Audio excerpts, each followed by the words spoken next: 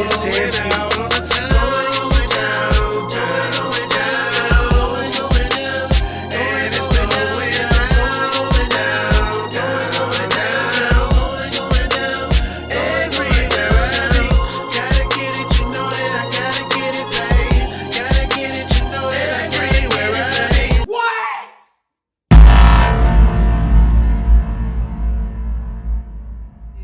a beautiful day in the neighborhood. Reaction Beanie Yo 138. Day in the neighborhood. My brothers and sisters.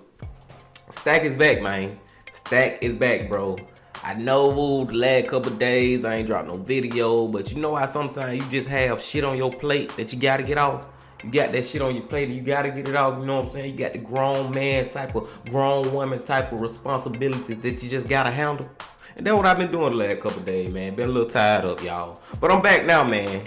And we finna get into another one of these videos. And for this one, we going to our homeboy, Dire Trip. Go on to Dire Trip, man. And hey, I think we watched like 2 or 3 videos from him so far, bro. And I'm fucking with the channel, man. I'm fucking with the channel. He just dropped this one 4 days ago. And we finna get into it. The title of it is The 9 Most Shocking and Bizarre Recent Crimes. Now the main reason I wanted to check this out because it say recent crimes. Like this some shit that just happened, y'all. Like this 2022 type shit we finna get into. But before we get into it, my people, come on now. You know you got to get whatever you may need. Get what you need, please. We finna get into it, man. Dire Trip, we back again, baby. Y'all ready to go, bro? Then let's fucking go.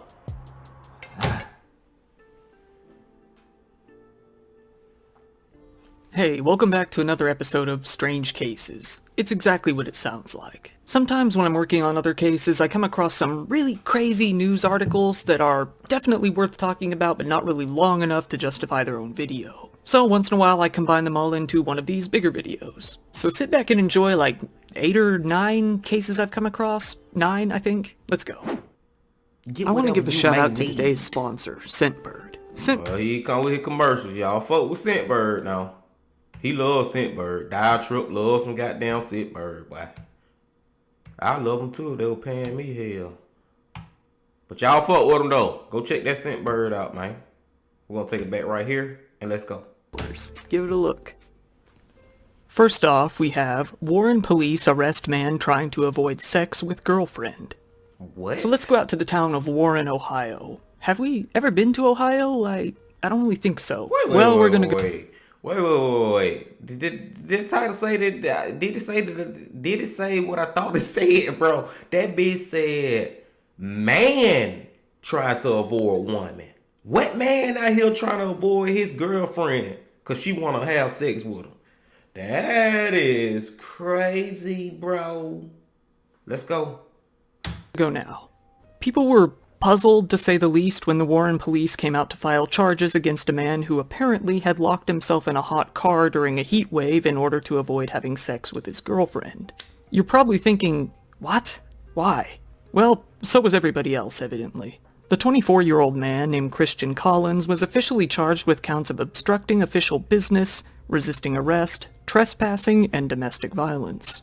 So the story was, according to a police report, that a 24-year-old woman had called the police out to her home in South Federal Drive on one hot Thursday afternoon after her boyfriend, Christian Collins, went and locked himself inside of her Kia Optima and then refused to get out of the car despite the sweltering weather outside.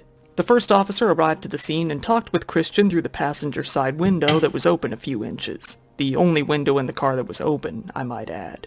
Wow. The police report states that Christian got into the car to avoid having sex with his girlfriend, who apparently always wanted to do it despite the apartment being way too hot. Yeah, that was really his only reasoning, and he locked himself in a hot car to avoid the hot apartment, so the police went to his girlfriend, and surprisingly enough, she confirmed that yes, this was true and this is what went down. One can only imagine their reaction. After a while, some more police officers arrived, including one of their supervisors who tried to talk Christian into getting out of the car. It didn't work. The supervisor eventually tried to stick his hand inside of the open window in order to unlock the door. When Christian realized he was about to do this, he hurried to roll up the window. However, the officer did manage to unlock the car during that brief window, pun intended, and got the door open. Christian still refused to leave his girlfriend's car, so the police had to drag him out by force. Christian then claimed to the police that he was injured, so before anything else, he was taken to St. Joseph Hospital for treatment. Afterwards, he was booked into jail. Christian's girlfriend told the police that he had also threatened to hit her during all of this, so he was also charged with domestic violence in the end. Christian pled not guilty to the charges while he was having a video arraignment in Warren Municipal Court Friday. Another court hearing is supposedly going to happen sometime pretty soon. Next, we have... Hold up, y'all. That shit was very bizarre, bro. Like, this man, basically what just happened to this man. He ended up going to jail because he didn't want to have sex with his girlfriend. That's what happened, bro. That's what happened, bro. He took the jail before his girlfriend's... Y'all get what I'm saying. Let's go. Father and son guilty of chasing thief with a 27-inch ninja sword and stabbing him to death. So as you may assume from the headline, a father and son who chased down a burglar with a ninja sword were just recently found guilty of his murder. The father, a man named David King, who was 55, and his son, a 19-year-old man named Edward King, who was 19, killed the thief, a guy named Neil Charles, after he apparently attempted to steal some property and vehicles out in St. Edmunds, Suffolk, in England. The police actually received a call from David King himself at around 3:55 a.m. on June 20th of 2021. During the call, he claimed that a man had been trying to break into his car on the Morton Hall estate. David himself admitted that he had stabbed and wounded the man during a struggle that took place. The police rushed out and found David a ways away from his home where the stabbing had actually taken place. Nearby, an injured Neil Charles was laying on the ground with a severe stab wound to the chest. David King was arrested then and there that morning. Once more details about the story started to come out, the police also went and arrested his son, Edward, later that day. Neil Charles didn't make it and died in the hospital on June 22nd. The post-mortem report revealed that he had died of a 12-centimeter stab wound to the chest. The police later learned that the circumstances of the stabbing were a little bit different than what they had been told. Rather than a struggle or a fight taking place, the father had actually seen the possible thief on one of their CCTV cameras. It was then that they armed themselves with the sword and decided to go perform some street justice. David King brought with him a double-edged knife. Edward equipped himself with the 27-inch ninja sword previously mentioned. He used said sword to slash the tires of Neil's bike, which he left at the scene. Wow. The two then chased him down and eventually stabbed him, ending up a ways away from their property. The police dug a little bit deeper and found that both David and Edward had quite a fascination with weapons. They had both previously expressed online that if they ever encountered any thieves, they intended to deal with them themselves. This revelation changed things a little bit. The Ipswich Crown Court had been told that both of the men denied that they had killed Neil Charles intentionally. The prosecution said that their acts could be considered nothing more than an act of vigilantism. The father and son are still in custody and are to be sentenced sometime in the future. And now... Bro, that one right there, bro, that's just straight up murder for real, bro. Like, I don't give a fuck, man, what somebody stealing from your house. If you catch them in the act, but you caught them after they have left your property, if they are not on your yard, not in your house, and even your yard might be fucked up, bro. Like, it's a certain window that you got in order to act with violence on a potential robber, a killer, a stealer, or whatever. All I'm saying is, bro, once they running away and they're away from your property, you can't kill them. You can't kill them, man. Oh, that shit is murder, bro. It's murder. Let's go. Now we have a headline that I'm going to have to clean up a little bit to please YouTube. Woman cuts off her boyfriend's thing for attempted forcing himself on her 14-year-old daughter. But just when I thought that this shit couldn't get no crazier. Let's go. Oh boy, here's an interesting one that recently took place out in Uttar Pradesh in India. The case is, as it goes, pretty well summed up by the headline. As you guessed, a woman out in India had, according to reports, cut off her boyfriend's member after he attempted to force himself on her 14-year-old daughter. It's pretty straightforward. Woo! The Times India reported that the mother, who chose to remain unnamed, returned home from work one evening when she saw her boyfriend, who lived with her, in the midst of attacking her daughter. The mother told the Times of India, "He even attacked me while I was trying to save my daughter, so I brought a knife from the kitchen and chopped off his private parts to teach him a lesson. I have no regrets for what I did." The police out in Uttar Pradesh, which is an area just east of New Delhi, swiftly went out and arrested the 32-year-old boyfriend for attempting to force himself on the daughter as he was being treated at a hospital for his grievous wound. The police didn't clearly come out and say whether the mother would be charged with anything in the end, but nothing has happened so far, so probably not. According to Newsweek, the area of Uttar Pradesh has a pretty dark track record when it comes to crime, especially crime similar in nature to what the boyfriend was attempting to do. Texas woman... Bro, hold up, man. Time out. You know, we got to talk about it. On that one, there, like, if she was in America, I don't know what they do over there, but I'm just saying, bro, I think she need to be charged for murder. The lady who cut the man's shit off, cut his damn dick off, bro, she need to be charged for murder, bro. I mean, I'm not condoning nothing that he did, bro. I do not like pedophiles as much as the next person, bro. I do not like predators, bro. I think they the scum of the earth. Like, I despise them, like, hard, bro. But what I'm saying is, bro, cutting that man's shit off, bro, she can be charged for murder. Unless it's something that's happened, it's something that I don't know, because he just said he got treated for his wounds or some shit at the hospital. Is it possible to live without your dick? I'm being serious right now, y'all. I don't know if that's possible. I wouldn't even want to live without mine. You take that away from me, you might well just take my life.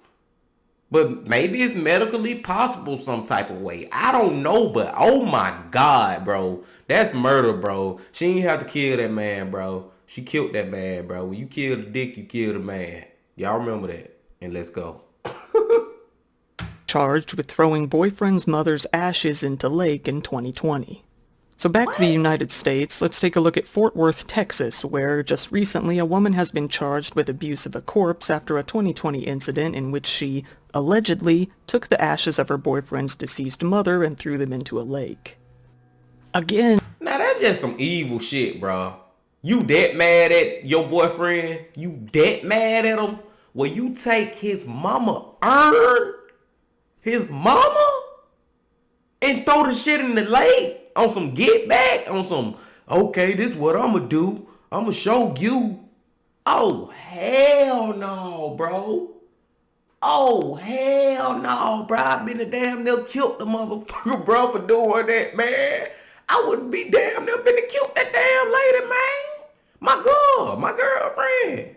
Jesus Christ, that's some evil shit you just did. Get the fuck away from me. Get out. Get out. Either you get out or I'm getting out. I don't want to talk to you no more ever again in my life. Let's go. And you're probably wondering, what? Why? And so is everybody else. The woman, whose name was Augustine Gladney, a 40-year-old resident of Fort Worth, was arrested a while after she went and admitted that she had done this to her boyfriend, a man named Ernest Smith. Ernest Smith, who is 38 himself, went to the police back in June of 2020 and informed them that he came home one night only to find that the urn that contained his mother's ashes was missing. According to recent reports, he told the police at the time that, yeah, he and Augustine were dating, but things were pretty rocky and they weren't really going too well at the time. The urn remained missing all the way up until just recently in May of 2022, when Ernest overheard Augustine on the phone with her daughter, who was staying with them at the time. During that phone call, Augustine let it slip to her daughter that she had thrown the urn containing the mother's ashes into Lake Worth, which is both a reservoir and a recreation area in the city. Then Ernest said to the police that he wasn't able to get in contact with Augustine until nearly around midnight that night. It was then that he confronted her and she admitted, via text, that she had indeed thrown his mom's ashes into the lake. Although the crime made major headlines back in May, it seems to have resurfaced just recently on TikTok after this particular video went viral. The video, very reminiscent of the case, was captioned with, "He cheated, so I threw his mom's ashes into the river," and showed a woman dumping an urn full of ashes off of a bridge. While a lot of people commenting on the video thought that the woman in the video was Augustine, a lot of other people on the internet have identified the woman as actually being a comedian who was merely performing a skit. Police haven't commented on whether or not the video is legitimate or even related to the case. Either way, Augustine Gladney faces about a year in prison and a fine of up to $4,000 on the charge, which is only a misdemeanor. Here's a whammy. Man allegedly sawed off leg as daughter watched. Alright, so just... Bro, that's some crazy shit that Trip got, bro. This shit, I ain't know it was gonna be this bizarre and stupid. Like, this shit all over the place crazy. I'm fucking with this, y'all. Let's go. Recently, a while ago, police investigators came out to say that a father chopped off his leg in front of his daughter, which sent her into a state of shock and trauma, understandably. A man named Shannon Cox is facing a felony charge, that of endangering the welfare of a minor in connection with the incident that happened back on August 2nd out in Arkansas. The 48-year-old father reportedly used a chop saw to lop off a big part of his right leg in front of his 5-year-old daughter. The unnamed young girl went on to the Boone County Sheriff's Office to say that, yep, she did indeed see this happen. This was after a member of the Sheriff's Office went out and discovered Mr. Cox completely naked, missing a good chunk of his leg out in front of a home.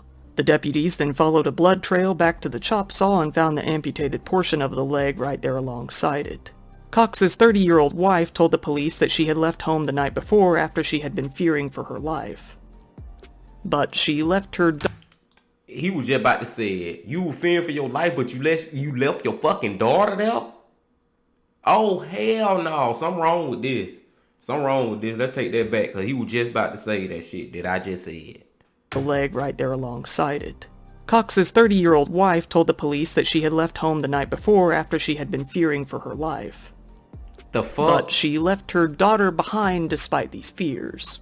She told the police that her husband had been acting very oddly, and despite fearing him enough to run from home, she had no indication that her daughter was unsafe, according to her.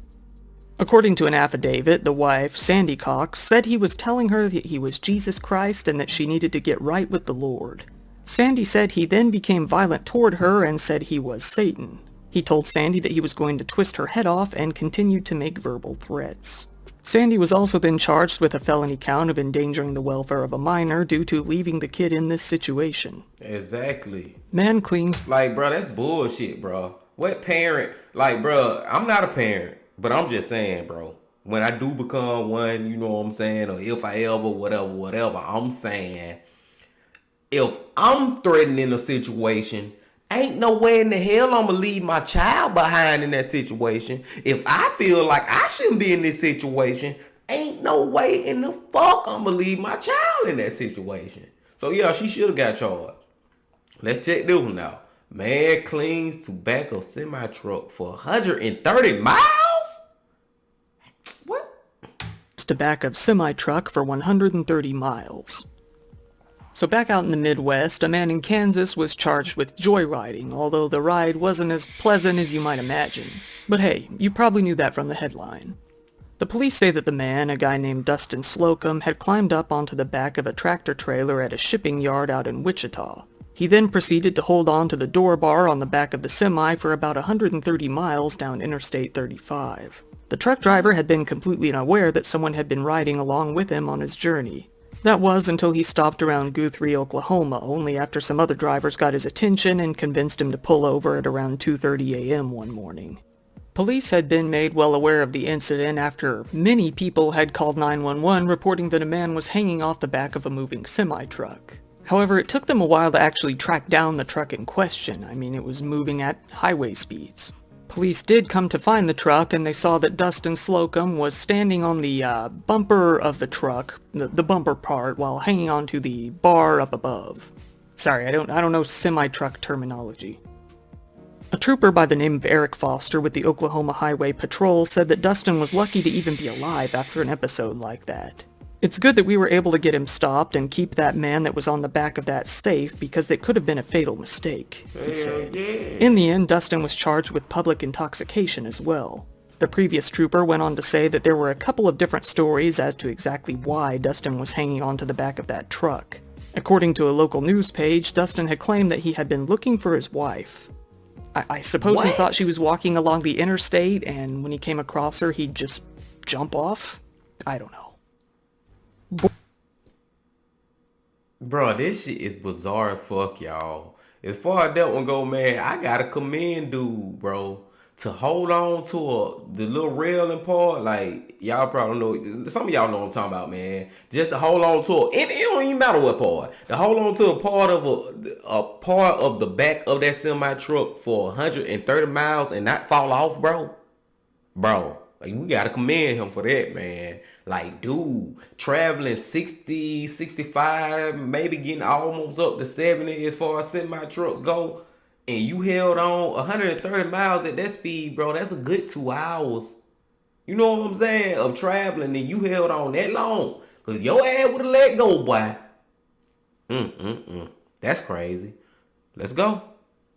Border Patrol found more than pulp inside these pumpkins. This is really the Oh, perfect shit. story for the spooky season. Hell, I should have just made this into my Halloween video, but it's not really long enough. Just a few weeks ago, the police found more than $300,000 worth of methamphetamine at the Texas Eagles Pass port of entry, which is across from Piedras Negras in Mexico. In a situation straight out of Breaking Bad, drug smugglers from Mexico got a very creative idea when it came to hiding their contraband throughout the month of October, which was jamming it into a bunch of condoms and stuffing them into pumpkins. A release from Customs and Border Protection notes that some CBP officers at the bridge connecting the US to Mexico said that they had stopped a 2012 Ford Escape that was coming across the bridge from the Mexico side. The SUV was sent along for further inspection, and that's when authorities came across all of these seemingly innocuous pumpkins.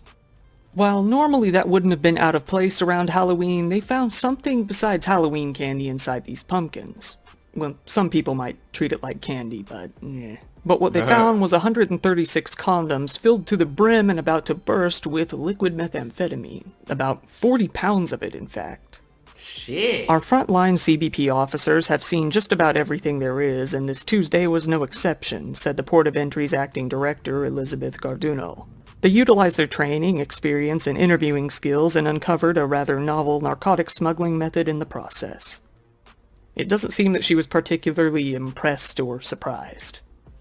The CBP officers took both the drugs and the car and then subsequently handed over both the vehicle's driver and passenger to the Maverick County Sheriff's Office to be interrogated after.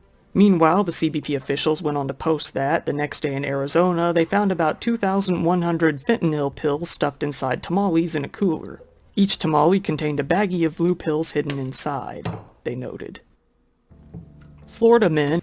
Now that one, bro, like, it was a lot of drawers they were trying to move at one time, but that I ain't gonna say it's not uncommon. I ain't gonna say it is common. I'm just gonna say, like, we have heard, well, you know, me personally, I ain't gonna say y'all, I can't speak for y'all, but I'm just saying, I heard of cases where people be trying to smuggle drugs into the United States in the most craziest ways ever, bro. Like, that was unique in the pumpkins, but we done heard of some crazy stories like that as far as that go.